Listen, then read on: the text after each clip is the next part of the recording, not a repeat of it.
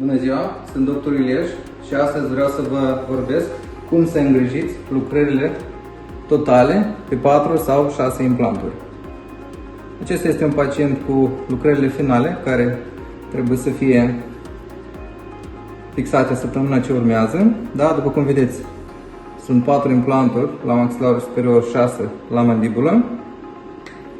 Acest tip de lucrări necesită o îngrijire deosebită și anume folosirea unui duș bucal sau irigator, deoarece lucrările astea vin puse pe gingia pacientului și între gingie și lucrare este un mic spațiu care adună alimente.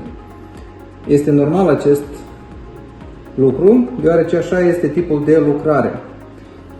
Este foarte important folosirea dușului bucal, deoarece el creează un jet și spală foarte bine toate alimentele dintre lucrare și gingia pacientului, și jos și sus. Este obligatoriu folosirea lui și dimineața și seara, plus pastă și periuță.